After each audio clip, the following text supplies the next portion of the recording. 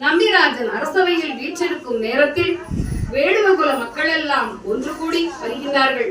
மன்னா, கொடிய மிருகங்கள் எல்லாம் பயிர்களை அழித்து நாசமாக்கிவிட்டது, எங்களை காப்பாற்றுங்கள் மன்னா என்று வேதனையுடன் கூறுகிறார்கள். உடனே நம்பிராஜன், ஏ காவலாளிகளே, வாருங்கள், பயிர்களை அழிக்கும் கொடிய மிருகங்களை அழிக்கப் போவோம், வாருங்கள் என்று கூறி புறப்பட்டான். வேட்டையாடி கொண்டிருக்கின்றான். மிருகங்கள் எல்லாம் ஓடுகின்றன. வில்லை எடுத்து வாடா, வில்லை எடுத்து வாடா, அடட வேடா, வில்லை எடுத்து வாடா. எல்லை இல்லாத பல தொல்லை மிருகம் கூடி, எல்லை இல்லாத பல தொல்லை மிருகம் கூடி, புல்லை மேய்ந்தது போக நெல்லை அழித்ததடா, புல்லை மேய்ந்தது போக நெல்லை அழித்ததடா. வில்லை எடுத்து வாடா, அடடா வில்லை எடுத்து வாடா. சிங்கத்தை கொல்லு கொல்லு சீக்கிரமாக வெல்லு, சிங்கத்தை கொல்லு கொல்லு சீக்கிரமாக வெல்லு. யானையை கண்டால் நில்லு, மானை கண்டாலும் சொல்லு, யானையை கண்டால் நில்லு, மானை கண்டாலும் சொல்லு. வில்லை எடுத்து வாடா, அடடா வேடா, வில்லை எடுத்து வாடா. வேட்டுவர்கள கூட்டங்களுக்கு தப்பிய மிருகங்கள் ஓடும்போது மான் கூட்டங்களும் ஓடுகிறது. அப்போது அங்கே மான் கூட்டங்களுக்கு மத்தியில் ஒரு குழந்தையின் அழுகுரலும் கேட்கின்றது. குழந்தையின் அழுகுரலை கேட்டவுடன் காவலாளிகள் ஓடோடி வந்தனர். அப்போது வள்ளிக்கிழங்கை அகழ்ந்தெடுக்கும் பள்ளத்தில் ஒரு அழகான பெண் குழந்தை இருந்தது. நம்பிராஜனும் ஓடோடி வந்து அந்த பெண் மகவை பார்த்தான்.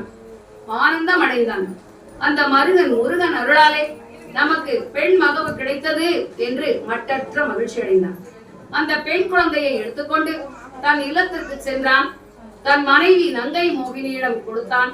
அக்குழந்தையை கண்ட நங்கை மோகினிக்கு மட்டற்ற மகிழ்ச்சி.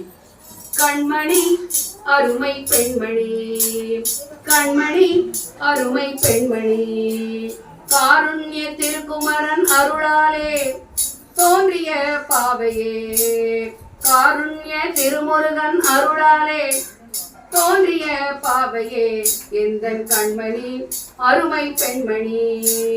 நாங்கள் செய்த பாக்கியத்தால் பிறந்தாய், நங்கை மோகினி முத்தம் தர மகிழ்ந்தாய். நாங்கள் செய்த பாக்கியத்தால் பிறந்தாய், நங்கை மோகினி முத்தம் தர மகிழ்ந்தாய். செங்கையான வடிவேலன் அருள் புரிந்தான், செங்கையான வடிவேலன் அருள் புரிந்தார். அந்த மழலையை அப்படியே உச்சி முகந்து சீராட்டி நீராட்டி பாராட்டி புலித்தோல் பாயில் படுக்க வைத்து தாலாட்டு பாடுகிறார்கள். ஆராரோ ஆராரோ ஆரிராரோ ஆராரோ, ஆராரோ ஆராரோ ஆரிராரோ ஆராரோ. கண்ணுமணி பொண்ணுமணி கண்மணியே கண்ணுறங்கு, வாசலிலே வன்னி மரம், எங்க வம்சம் ராசகுலம், ராசகுலம் பெத்தெடுத்த தங்கமே கண்ணுறங்கு. நீயுறங்கு நீயுறங்கு நித்திலமே நீயுறங்கு, புலித்தோல் விரித்த பாயினிலே படுத்துமே நீயுறங்கு. சிட்டுக்குருவி பாடி வர கண்ணே ராசா நீயுறங்கு. ஆராரோ ஆரிரரோ, ஆராரோ ஆரிரரோ, ஆராரோ ஆரிரரோ, ஆராரோ ஆரிரரோ. இப்படி சீரோடும் சிறப்போடும் வளர்க்கப்பட்டு வந்தாள். வள்ளி கொடிகள் படர்ந்துள்ள மகிழ்ந்த குழியில் கண்டெடுக்கப்பட்டதால் வள்ளி என்று திருநாமம். நாளொரு மேனியும் பொழுதொரு வண்ணமாக வளர்ந்து வந்த வள்ளி உரிய காலத்தில் பருவமடைந்தாள். வேடுவர் குல வழக்கப்படி வள்ளியை திணைப்பணம் காத்திட தோழியரோடு அனுப்பி வைத்தனர் பெற்றோர். வள்ளியும் திணைப்பணம் காக்க கல் பரண் மீது ஏறி பறவைகளை மிக அழகாக ஆலோலம் பாடி வருகிறாள். அண்ணன்மார் 7 பேரும் தந்தையும் அப்போதைக்கு அப்போது தங்கையை சந்தித்து பேச வருகிறார்கள். ஆலோல கானம் கேட்டு பறவைகளும் விலங்குகளும் மயங்கி இருந்தன. ஆலோலம் ஆலோலம் ஆலோலம் ஆலோலம் ஆலோலம் ஆலோலம் ஆலோலம் ஆலோலமே.